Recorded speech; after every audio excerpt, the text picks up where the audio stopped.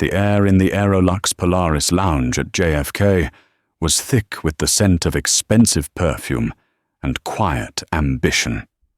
For Dr. Rosalba Morgan, it was just a sterile pause between two worlds. But that pause was about to shatter. She stood at the boarding gate, holding a ticket worth more than most people's cars when the pilot pointed a finger, his voice like cracking ice. "You don't belong here." He didn't know he was pointing at the woman who could dismantle his entire career with a single email before the plane even touched down. He thought he was upholding a standard. He was actually lighting a fuse. What he couldn't possibly imagine was that the fallout from that explosion would eventually circle the entire globe to come back and burn them both. The John F. Kennedy International Airport Terminal 4 was a cathedral of transient souls, but within its hallowed halls, the Aerolux Polaris lounge was the inner sanctum, a haven of hushed tones and complimentary champagne. Dr. Rosalba Morgan sat not in the main seating area, but in a private alcove, her back to the controlled chaos. She wasn't sipping champagne. A bottle of still water sat beside her laptop, upon which complex fluid dynamics simulations danced in vibrant blues and reds. She was dressed for a 17-hour journey to a tech symposium in Geneva, tailored graphite-colored joggers made from a technical fabric, a simple black cashmere hoodie, and a pair of pristine, limited-edition sneakers that were a cult favorite among Silicon Valley innovators. The outfit was a quiet statement of wealth, a language understood by those in her world, and utterly invisible to those outside it. It screamed, comfort not couture, because when you are the one signing the checks, you no longer need to dress for the job you want. Rosalba had the job others dreamt of. At 34, she was the founder and CEO of Etherian Dynamics, a company that had gone from a garage startup to a titan in autonomous drone technology, recently securing a multi-billion-dollar logistics contract with the Department of Defense. A soft chime from her phone announced that Flight 112 to Geneva was now boarding. Zone 1. That was her. She packed her laptop into her sleek, minimalist backpack, slung it over her shoulder, and walked towards the exclusive boarding gate connected directly to the lounge. The gate agent, a woman named Carol with a severe blonde bob and a smile that didn't reach her eyes, scanned the first few passports with practiced efficiency. When Rosalba stepped forward, Carol's eyes did a quick, dismissive sweep of her attire. She took the offered passport and boarding pass, her fingers tapping on the counter. Zone 1. I see Carol said, her tone implying a clerical error. Are you traveling with a family member in a premium cabin? Rosalba's brows furrowed slightly. No, I'm not. The ticket is mine. I'll just need to verify that Carol said her fingers, typing on her keyboard with unnecessary force. The implication was clear. Rosalba waited, a patient stillness descending over her. This was not a new experience. It was just a tiresome one. The quiet hum of the lounge seemed to amplify the awkward silence. The man behind her in a crisp Brioni suit shifted his weight impatiently. There seems to be some confusion with your seat assignment, Carol finally said, looking up. The lie was plain. If you could just step to the side, we'll board the other Zone 1 passengers and sort this out. There is no confusion, Rosalba stated, her voice calm and even yet carrying an undeniable weight. My name is Dr. Rosalba Morgan. The seat is 1A. It's a global first suite. Please scan my pass. Carol's smile tightened into a brittle line. Ma'am, I need you to step aside. You are holding up the line. It was at that moment that Captain Robert Peterson approached from the jet bridge, his silver and black Aerolux uniform, immaculate, his posture radiating the unassailable authority of a man who had spent 30 years in command, first in the Air Force and now in the commercial skies. He was handsome in a weathered, traditional way, with a square jaw and eyes the color of a winter sky. "Is there a problem here, Carol?" he asked, his voice a low baritone, accustomed to being obeyed over the roar of jet engines. "This passenger is insisting on boarding with Zone 1, Captain." Carol said, a note of vindicated relief in her voice. "I believe there's an issue with her ticket." Captain Peterson didn't look at the computer screen. He didn't look at the ticket in Carol's hand. He looked at Rosalba. He saw the hoodie, the joggers, the sneakers. He saw a young black woman, and in the closed-off calculus of his mind, the equation produced a simple, erroneous result. "She doesn't belong." "Ma'am," he said, addressing Rosalba directly, his tone the one a parent uses for a stubborn child, "the Global First cabin has a dress code. More importantly, it's for our most distinguished guests. There's clearly been a mistake. The economy cabin boards in about 20 minutes from gate B42. I'm sure they can help you there." The insult was so brazen, so breathtakingly arrogant, that a few other passengers in line audibly inhaled. The man in the Brioni suit now looked deeply uncomfortable. Rosalba did not raise her voice. She did not flush with anger. A terrifying, cold clarity settled over her. She had spent a decade battling for respect in boardrooms dominated by men like him, men who saw her gender and her race before they ever saw her genius. She had learned to weaponize her composure. "Captain," she began, her voice precise and cutting. "My ticket is valid. My seat is 1A. And as for the dress code, I've read the Aerolux terms of service. They specify only that attire must not be offensive. I can assure you my cashmere is of the highest, most inoffensive quality. Now, if you'll instruct your agent to scan my pass, we can all proceed." Peterson's jaw tightened. He was not accustomed to being challenged, especially not by someone he had already categorized and dismissed. He saw her composure not as strength, but as insolence. "I am the captain of this aircraft," he declared, his voice rising, slightly drawing more attention. "My authority extends from the cockpit to this boarding gate. I am responsible for the safety and comfort of all my passengers. Your presence here is causing a disruption." "The only disruption," Rosalba countered, her eyes locking onto his, "is your refusal to do your job." A flicker of something dark crossed Peterson's face. It was the fury of a man whose worldview had been questioned. He took a step closer, using his physical presence to intimidate. "Listen to me very carefully," he said, his voice dropping to a low, menacing growl. "This is the inaugural flight of our new Geneva First Class service. It is a flagship route with very important people on board. I will not have it spoiled by someone trying to sneak their way into a cabin they didn't pay for. Now I am giving you one final chance. Step out of this line, or I will have Port Authority security remove you from the terminal." The threat hung in the air, thick and ugly. The lounge had gone completely silent. Everyone was watching. Rosalba looked at the captain, at his rigid posture and his self-righteous glare. She looked at the smirking gate agent. She saw the faces of the other passengers, a mixture of pity, embarrassment, and a few glimmers of silent support. She held his gaze for a long moment, a silent battle of wills playing out in the sterile airport terminal. Then she gave a single, almost imperceptible nod. She didn't break eye contact. "As you wish, Captain," she said, her voice chillingly devoid of emotion.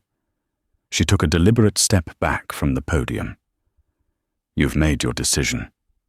She turned not towards the exit, but towards the windows overlooking the tarmac, where the magnificent Airbus A350, painted in the Aerolux livery, was waiting. She pulled out her phone. The crew, led by a smug Captain Peterson, began to board, filing past her down the jet bridge. He didn't give her a second glance. He had won. He had restored order. He had no idea that he hadn't just insulted a passenger. He had declared war on an empire, and Rosalba Morgan was its queen. The 30 minutes Rosalba waited were a study in controlled fury. She didn't make a scene. She didn't demand to see a manager. She simply stood by the window, her phone held to her ear, speaking in low, measured tones. The man in the Brioni suit, whose name was Mr. Albright, a senior partner at a major law firm, had eventually been boarded, but not before giving Rosalba a look of profound apology, a silent acknowledgement of the injustice he'd witnessed. Finally, a harried-looking Aerolux executive, a man named Jeffrey, whose tie was already loosened, rushed into the lounge. "Dr. Morgan, I am so sorry. There has been a catastrophic misunderstanding." Rosalba ended her call and turned to face him, her expression unreadable. "Has there, Jeffrey?" It felt quite deliberate to me. "The captain, he's ex-military. Very by the book." He made an assumption. Jeffrey stammered, sweating under the lounge's cool air conditioning. "Please allow me to personally escort you onto the aircraft. We will take care of everything." Rosalba gave a small, humorless smile. "Oh, I have no doubt you will. But let's be clear. I am not boarding this plane because you've apologized. I am boarding because I have a symposium to attend. The issue of what happened here is far from resolved." Her words hung in the air as Jeffrey led her down the now empty jet bridge. When she stepped into the aircraft, the atmosphere in the Global First cabin was thick with tension. The flight attendants, a senior purser named Heather, and a younger man named Ben stopped their service and watched her approach. Heather's face was a mask of professional indifference, but her eyes held the same dismissive glint as the gate agent. Ben, however, looked away, his cheeks flushed with what looked like shame. Rosalba ignored them both, placing her backpack in the overhead bin of her suite 1A. It was more of a small room than a seat with a reclining armchair, a separate bed, and sliding doors for privacy. As she settled in, Captain Peterson's voice came over the intercom, smooth and confident. "Ladies and gentlemen, this is Captain Peterson speaking. Welcome aboard the inaugural Aerolux Global First service to Geneva. Flight time will be 7 hours and 20 minutes. The weather is clear, so we should have a smooth ride. Cabin crew, please prepare for departure." The hypocrisy was galling. He spoke of a smooth ride after creating such turbulence on the ground. Once they were airborne and the seatbelt sign was off, the service began. Heather approached Rosalba's suite, her smile painfully artificial. "Dr. Morgan, can I get you a pre-dinner drink? Some champagne, perhaps? We have the 2008 Dom Perignon." "Just still water, thank you," Rosalba replied, not looking up from her laptop, which was already connected to the plane's high-speed Wi-Fi. The message was clear. She was a passenger, nothing more. She would not accept their fawning apologies or their luxury offerings as a form of appeasement. Throughout the 7-hour flight, she was a ghost in the cabin. She ate the meticulously prepared meal without comment. She worked on her presentation, and she politely refused every attempt by the crew to engage in small talk. The crew, for their part, felt the chill. Heather complained in hushed tones to Ben in the galley. Can you believe her attitude? The captain was just trying to maintain standards. Now she's acting like a queen. Some people are just looking for a reason to be offended. Ben said nothing, his discomfort growing. He had seen the whole thing at the gate. He knew what it was. It wasn't about a dress code. It was uglier than that. He had wanted to say something to intervene, but the formidable presence of Captain Peterson had silenced him. Now his complicity felt like a stone in his stomach. Meanwhile, in the cockpit, First Officer David Chen, a bright young pilot on his first transatlantic rotation, ventured a question. That was pretty intense back there at the gate, Rob. Are you sure that was the right call? Captain Robert "Rob" Peterson sighed his eyes on the endless blanket of stars ahead. "Dave, you're new. You'll learn. This isn't just about flying a plane. It's about maintaining an image. We're selling exclusivity. Our clientele pays a fortune for it. We can't have the front cabin looking like a free-for-all. I made a judgment call to protect the brand." "But what if she files a complaint?" David pressed. "Corporate will be all over us." Peterson scoffed. "Corporate will back me. My record is spotless. 30 years, not a single mark against me. They know I protect the company's interests. Trust me, by the time we land, this will be forgotten. A little turbulence, that's all." He was catastrophically wrong. In Suite 1A, Rosalba wasn't nursing a grudge. She was executing a strategy. Her fingers flew across her keyboard, not with rage, but with the cold, dispassionate precision of a surgeon. She was composing a series of emails that were the digital equivalent of tactical missile strikes. The first was to her legal team, detailing the incident with timestamps, names, and a list of potential witnesses, including Mr. Albright in seat 2B. The subject line was "Urgent Incident of Discrimination on Aerolux Flight 112. The second was to Gregory Shaw, the CEO of Aerolux Global. The tone of this email was entirely different. It was not the letter of an aggrieved customer. It was the communication of a powerful business partner. Subject: Raytheon Aerolux, Strategic Partnership, Immediate Review. Gregory, I am writing to you from Flight 112, the inaugural flight you and I discussed as the cornerstone of our new executive travel partnership. I was unfortunately subjected to a deeply unpleasant and discriminatory incident by your captain, Robert Peterson, and his gate staff at JFK. He publicly humiliated me and attempted to deny me boarding based on what I can only assume were racial and class-based prejudices. He threatened me with security and only relented after corporate intervention. As you know, our agreement entails Etherian Dynamics exclusively chartering this route for our executive and engineering teams for the next 5 years, a contract valued at over $200 million. A key condition of this partnership was the guarantee of seamless, respectful, and premium service for my people. Today, your company failed that condition at the highest possible level. This is not merely a customer service complaint. It is a fundamental breach of trust and a sign of a toxic culture within your flight crews that is unacceptable to me and to the values of Etherian Dynamics. I will be landing in Geneva at 07:20 local time.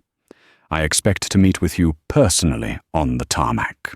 We need to discuss the future of our partnership, which, as it currently stands, is in serious jeopardy. Sincerely, Dr. Rosalba Morgan, CEO Etherian Dynamics. She hit send. The small blue light on her laptop, indicating a successful transmission, was a quiet prelude to the storm that was about to break over the lives of every single crew member on that flight. She closed the laptop, reclined her seat, and for the first time on the flight, closed her eyes. The plan was in motion. The pieces were moving. Now all she had to do was wait for the landing. The descent into Geneva was picturesque. The snow-capped peak of Mont Blanc pierced through a sea of soft clouds, and the sprawling expanse of Lake Geneva glittered under the early morning sun. Inside the cabin of Flight 112, the mood was one of quiet finality. The crew performed their landing checks with practiced efficiency, the serene landscape outside belying the career-altering cataclysm that was minutes away. Captain Peterson executed a perfect landing, kissing the runway with a gentleness that belied the ugliness of the flight's beginning. "Ladies and gentlemen, welcome to Geneva," his smooth voice announced. "On behalf of the entire crew, I'd like to thank you for flying Aerolux. We hope to see you again soon." For Peterson and his crew, this was a promise. For Rosalba Morgan, it was an epitaph. As the plane taxied towards its designated private stand, a perk of the new ultra-luxury service the flight attendants prepared the cabin for disembarkation. Heather shot a final resentful glance toward Suite 1A's closed doors. In her mind, the difficult passenger would soon be gone, a mere anecdote to share with colleagues. But when the jet bridge failed to connect, confusion began to ripple through the crew. Instead, a set of mobile stairs began to ascend towards the main door. Outside on the tarmac, an unusual reception committee was forming. A fleet of black Mercedes sedans was parked near the stand, their polished surfaces gleaming. Standing beside the lead car was a tall, silver-haired man in a tailored charcoal suit, his face grim. He was flanked by two other executives. First Officer David Chen peered out the cockpit window. Rob, you need to see this. That's Gregory Shaw down there." Peterson leaned over his confident smirk, faltering for the first time.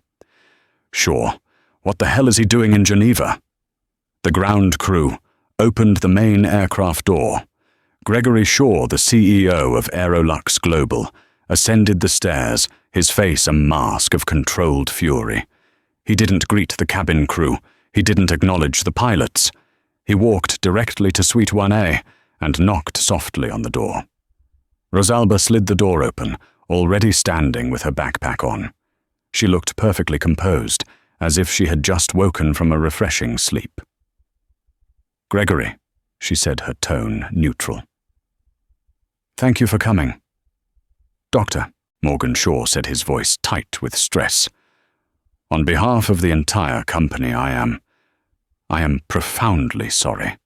This is inexcusable." The entire first-class cabin, including Mr. Albright, watched this exchange in stunned silence. The crew stood frozen in the galley, the color draining from their faces. "Apologies are a start," Rosalba replied calmly. "But this requires a more definitive solution. My team cannot be subjected to this kind of treatment. The culture that allowed your captain to act with such impunity must be addressed." "I agree," Shaw said without hesitation. "Completely." He then turned his gaze, sweeping over the assembled crew. His eyes, which were usually filled with a politician's practiced warmth, were now chips of ice. Captain Peterson, First Officer Chen. Flight attendants, Heather Lang and Ben Carter. "Please come forward." Like school children called to the principal's office, they shuffled forward, a sense of dread hanging heavy in the air. Captain Peterson, though visibly shaken by Shaw's presence, still clung to a shred of his authority. "Greg, what is this about?" he began. "There was a minor misunderstanding at the gate with a passenger. It was handled." Shaw's laugh was a short, sharp, brutal sound. "A minor misunderstanding. Rob, do you have any idea who this passenger is?" He gestured towards Rosalba. "This is Dr. Rosalba Morgan, the CEO of Etherian Dynamics. The partnership I briefed you all on for weeks. The $200 million contract that this entire flagship route was built around. She is the partnership, and you, in your infinite wisdom, threatened to have her arrested." The blood drained from Peterson's face. He looked at Rosalba, truly looked at her for the first time, not as a stereotype, but as the architect of his fate. He saw the cold, unyielding intelligence in her eyes, and finally understood the magnitude of his error. Heather looked as if she was about to faint. Ben stared at the floor, unable to meet anyone's eyes. "Gregory Peterson stammered, his voice losing all its command. "I was protecting the company's image. I made a judgment call." "You made a catastrophic call," Shaw snapped, his voice echoing in the silent cabin. "You alienated our single most important client on an inaugural flight. You exposed this company to a lawsuit that would cripple us. You did not protect the brand. You embodied everything that is wrong with it." He took a deep breath, the finality of his next words chilling everyone present. "As of this moment, your employment with Aerolux Global is terminated. All of you." The words hit like a physical blow. All of us, Ben, the young flight attendant, whispered, his voice cracking. But I didn't do anything. You did nothing, Shaw corrected, his voice merciless. You stood by and allowed it to happen. In the culture I am building, silence is complicity. Heather, your active support for the captain's actions has been noted. First Officer Chen, your failure to de-escalate or report is unacceptable. And Captain Peterson, your conduct was the catalyst for this entire disaster. Peterson, a man of immense pride, broke. 30 years he roared, his face turning a blotchy red. I have given 30 years of my life to this airline. I have a perfect record. You can't do this. I can, and I have, Shaw said coldly. Your service records will be sealed under a non-disclosure agreement, the terms of which my legal team will present to you. You will be escorted from the airport. Your belongings will be shipped to you. Do not contact the company again. Rosalba watched the scene unfold, her expression unchanged. This wasn't about revenge, she told herself. It was about consequence. It was a business decision. An infection had been found in the system, and it had to be excised. As the disgraced crew was led down the stairs by Shaw's security team, Peterson paused at the door and looked back at Rosalba.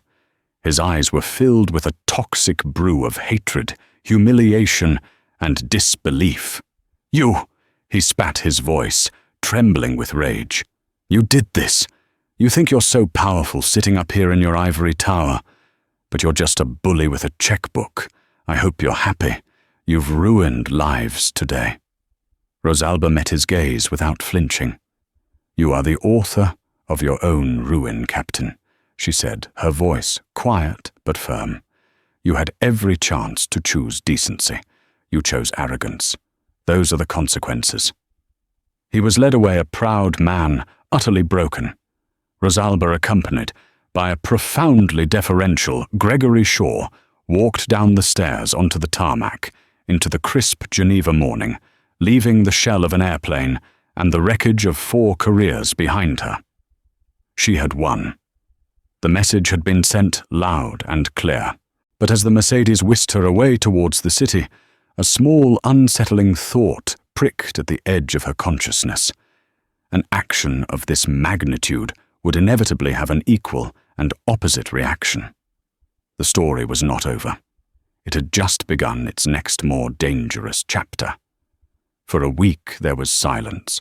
Rosalba delivered a keynote address at the Geneva Symposium that was hailed as revolutionary, outlining Etherian's plans for a global autonomous logistics network.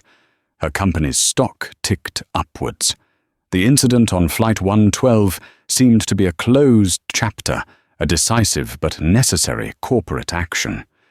Rosalba believed she had handled it cleanly, surgically, removing a problem and reinforcing a standard of conduct. She had underestimated the power of a story. Robert Peterson, stripped of his wings, and his pride did not go quietly into unemployment. He went to the media.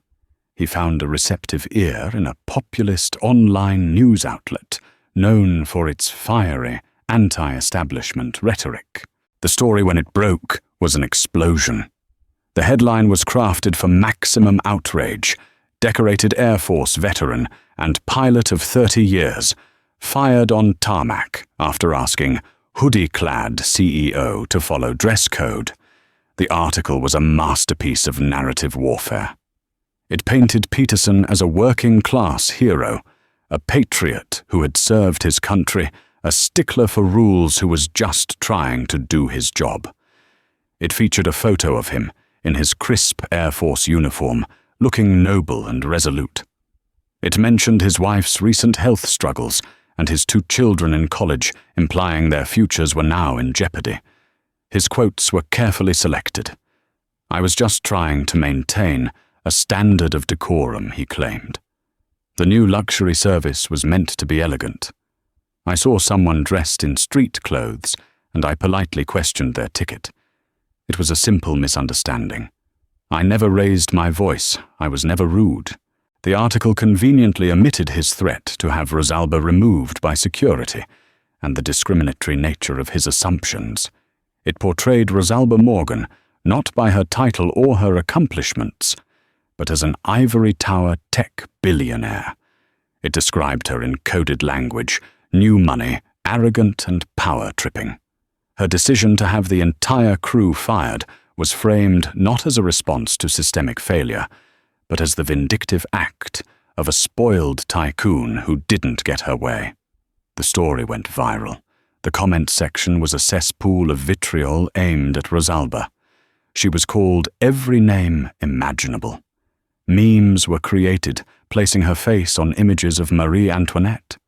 The hashtag #, cancel Aerolux, started trending, but it was quickly overshadowed by the much larger and more aggressive Justice for Captain Pete. The public fed a story of a salt-of-the-earth veteran crushed by an untouchable coastal elite chose their side with ferocious loyalty. The flight attendants Heather and Ben released a joint statement corroborating Peterson's version of events, painting themselves as collateral damage in Rosalba's fit of pique. Even David Chen, the co-pilot, remained silent, his fear of public backlash overriding any guilt he felt. The narrative was set David versus Goliath. Only in this version, the giant was a black woman CEO, and the heroic David was a white, middle-aged pilot. The backlash hit Etherian dynamics like a shockwave. Protesters organized through social media gathered outside their Silicon Valley headquarters, holding signs that read, "Etherian hates veterans and Rosalba Morgan, CEO of Cruelty." Etherian's board of directors, a collection of venture capitalists and tech industry veterans, grew nervous. They had backed Rosalba for her brilliance and her vision, but they had no stomach for a public relations war. "Rosalba, this is getting out of hand," said Franklin Reed, the board chairman, during an emergency conference call. "Our stock has dipped 4%. The Pentagon is calling, asking about the instability of our leadership. We need to get ahead of this. You need to issue an apology." Rosalba was stunned. Apologize for what? For refusing to be humiliated, for holding a contractor accountable to the terms of our agreement. For the optics, Rosalba Reed shot back. "You fired a man's entire crew on the spot. It looks dictatorial. It looks cruel. It doesn't matter if you were right. You've lost the court of public opinion. We need to put out this fire. Offer him his job back. Make a donation to a veterans charity." Something Rosalba felt a cold fury rise within her, but this time it was mixed with a sense of isolation. Even her own board was caving. They didn't see the principle at stake. They only saw a threat to their bottom line. "No," she said, her voice steely. "I will not apologize for demanding respect. I will not reward a man for his bigotry. This is not just about me. It's about every person on my team, every person of color who has ever been told they don't belong. If we capitulate on this, we signal that our values are for sale." She released an official statement through Etherian's communications department. It was professional, factual, and devoid of emotion. It detailed the company's multi-million-dollar contract with Aerolux and stated that the action was taken in response to a breach of contract and a failure to meet contractually obligated standards of service and professionalism. The statement was a tactical error. To the public, it read like cold corporate legalese. It reinforced the image of a heartless CEO, justifying her actions with financial jargon. It was like trying to put out a forest fire with a glass of water. The karma that had struck Captain Peterson so swiftly was now beginning to boomerang. Rosalba had wielded her power to create an immediate and devastating consequence. Now the messy, unpredictable power of public perception was creating one for her. She had won the battle on the tarmac, but she was now fighting a war on 1,000 fronts, and for the first time in a long time, she was beginning to lose. The world, it seemed, preferred a simple, comforting lie to a complex, uncomfortable truth, and Robert Peterson, the disgraced pilot, was just beginning to realize the true power of the weapon he now wielded. Robert Peterson was no longer a captain. He was a cause. Donations poured into a GoFundMe page set up for his legal defense and family support.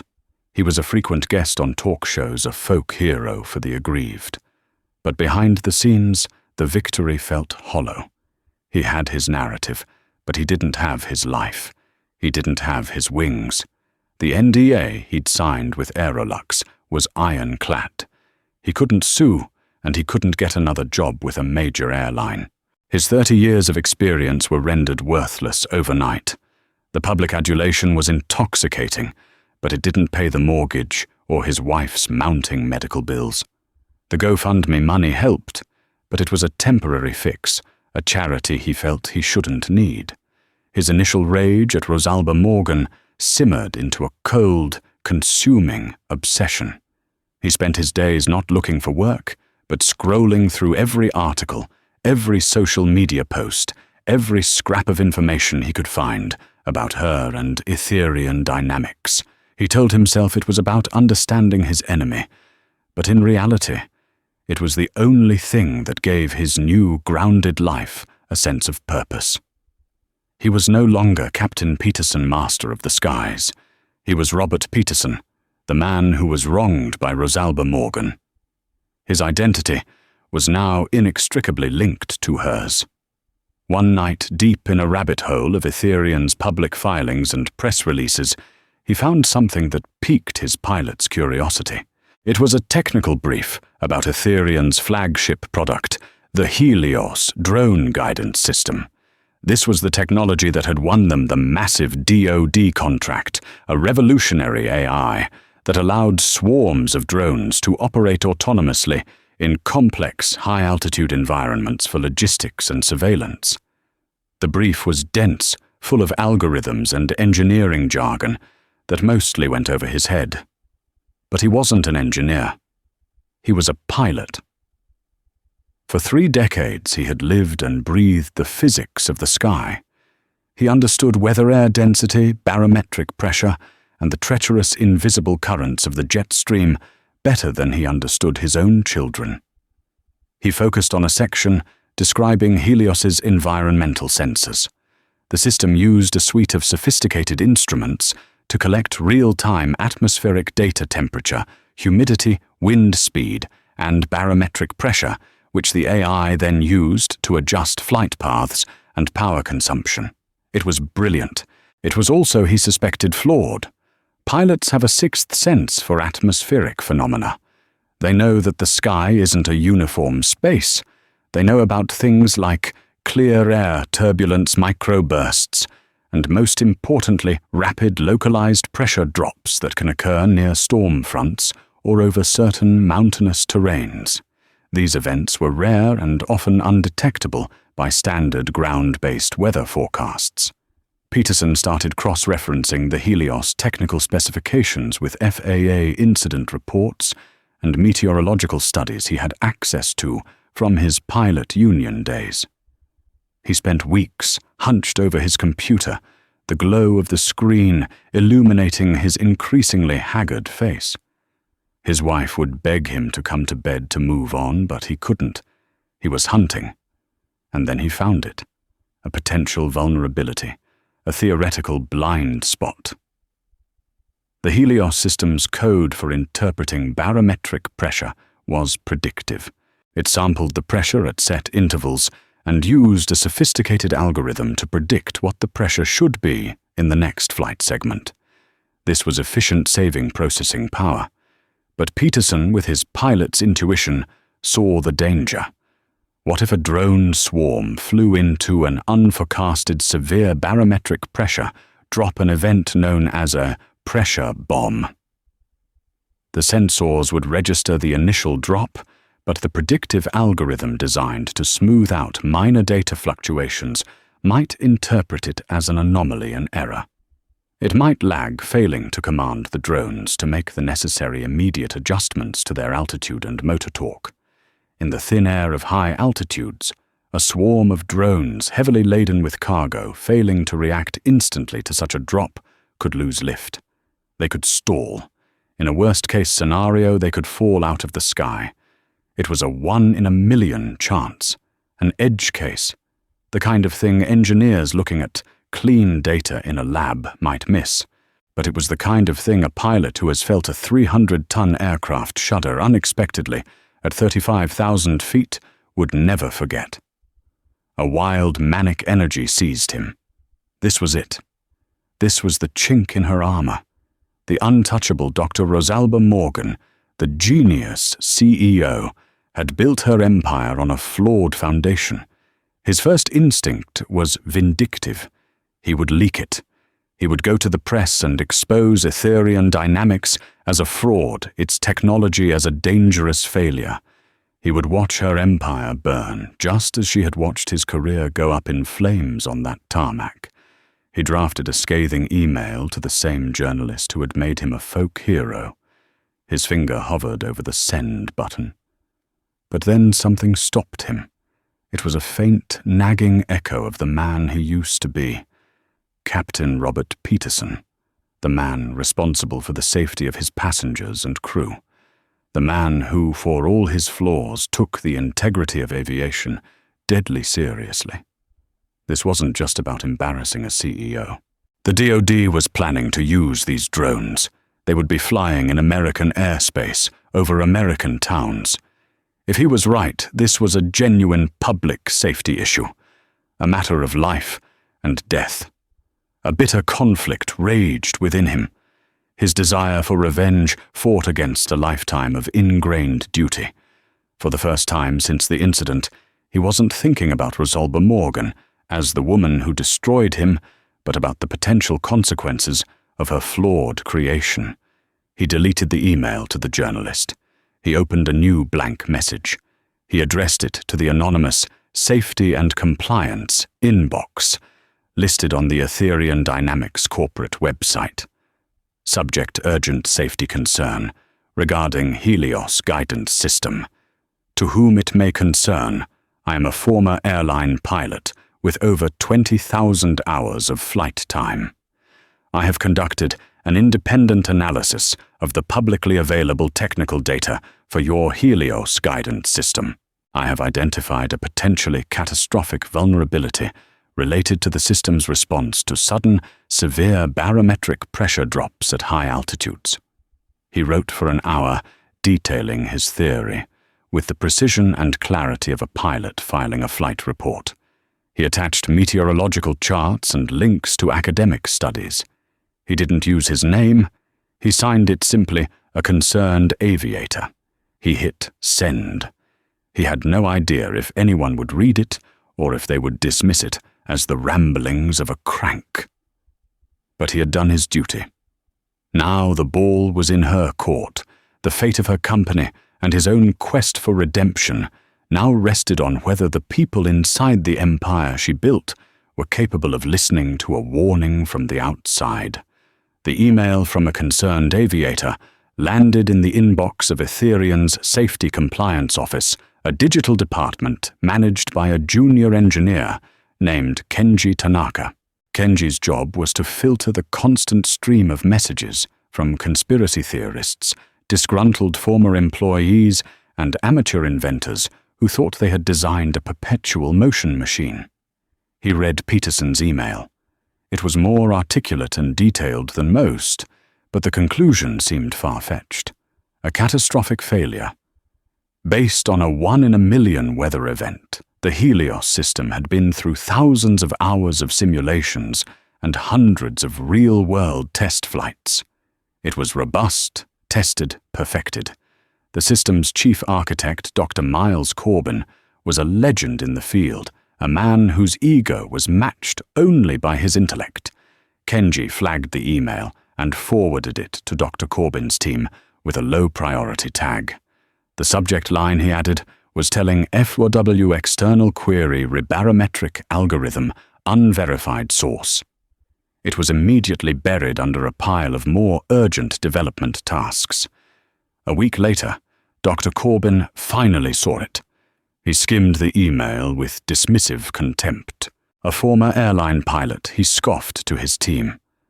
What's next? A bus driver telling us how to write code. He doesn't understand the multi-layered fail-safes we have built in. The predictive smoothing is a feature, not a bug. It prevents the system from overreacting to sensor noise. He instructed Kenji to send a boilerplate response. Thank you for your inquiry. Etherian Dynamics employs rigorous testing protocols to ensure the safety and reliability of all our systems. We are confident in the performance of the Helios platform. The warning was dismissed. The system, convinced of its own perfection, had ignored the echo from the outside world. Meanwhile, Rosalba Morgan was dealing with the lingering fallout of the PR crisis. The board was still breathing down her neck, and a crucial upcoming demonstration for the Pentagon's top brass was looming. This was the final hurdle before the full-scale rollout of their drone logistics network. The project was codenamed Sky Hall. Everything depended on its success. The demonstration was to take place in the challenging environment of the Rocky Mountains in Colorado, a perfect real-world test of the Helios system's ability to navigate complex terrain and unpredictable weather. A swarm of 10 Helios drones carrying simulated payloads would fly a 200-mile autonomous route through the high-altitude passes. Rosalba flew to the command center in Colorado, a state-of-the-art facility buzzing with engineers and military observers. She was confident. She had absolute faith in her technology and in her people. The public relations storm was a distraction.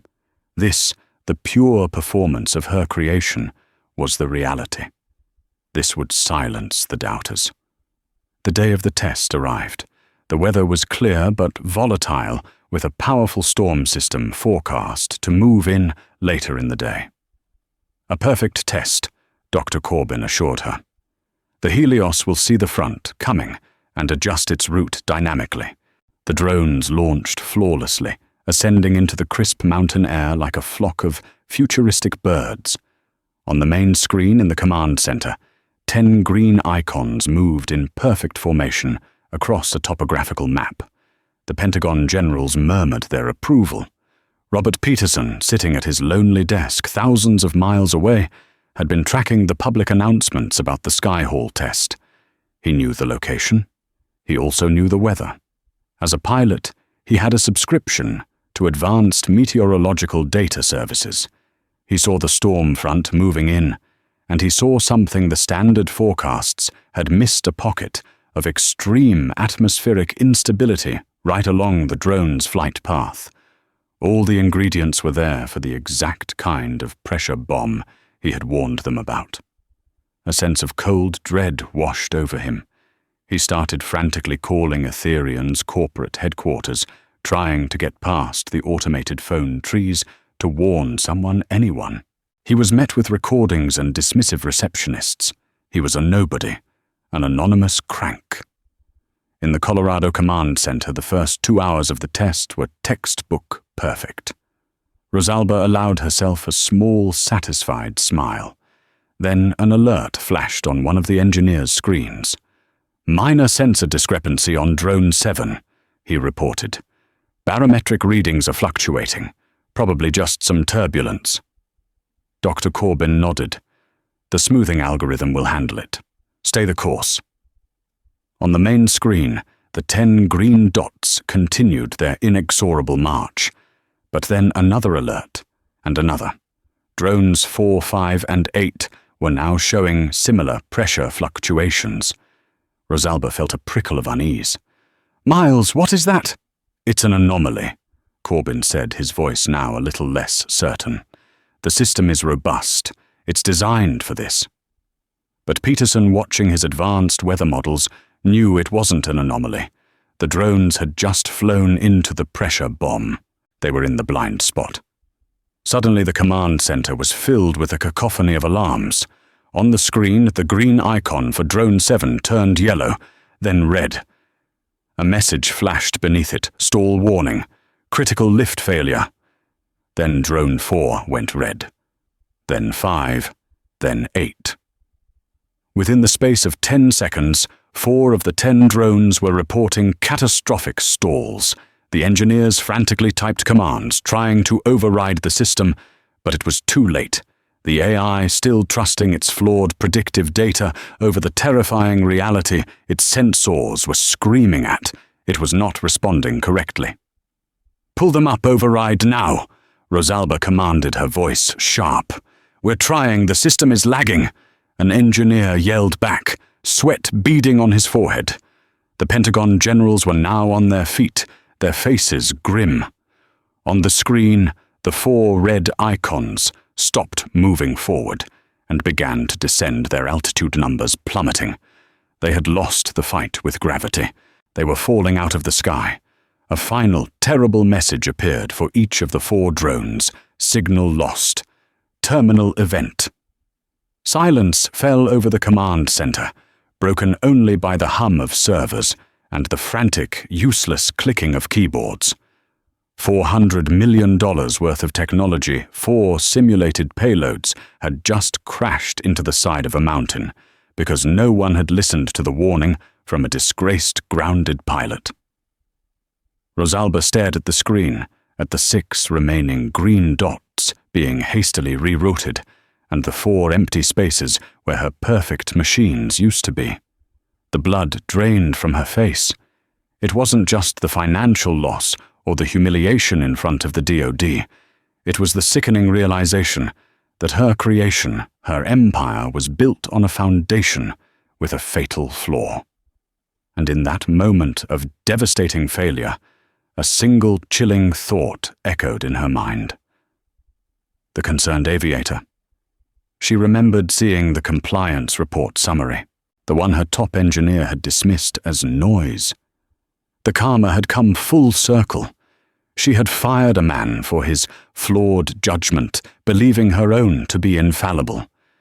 Now his judgment, ignored and discarded, had returned to shatter her world. He wasn't just a pilot anymore. He was a prophet whose warning she had failed to heed, and the consequences of her pride were now scattered in a million pieces across a cold, unforgiving mountainside. The fallout from the Skyhall disaster was immediate and brutal. The DoD suspended the contract, and Etherian stock cratered, erasing billions in value overnight. The media, which had once painted Rosalba as cruel, now portrayed her as a failure, another tech titan whose hubris led to a spectacular crash. Ignoring the board's panicked calls, Rosalba locked herself in her office. She ordered a full data audit of the crash, seeking the root cause. Within hours, she found it, the email from a concerned aviator. She read the pilot's meticulous warning, saw the low-priority flag, and the arrogant boilerplate dismissal from her own team. The rage she felt was not directed at the pilot, but at herself. She had built a culture so supremely confident that it had become deaf to essential criticism. She had fired a crew for their complicit silence, yet her own organization was guilty of the same sin on a far more catastrophic scale. There was no doubt in her mind who the aviator was.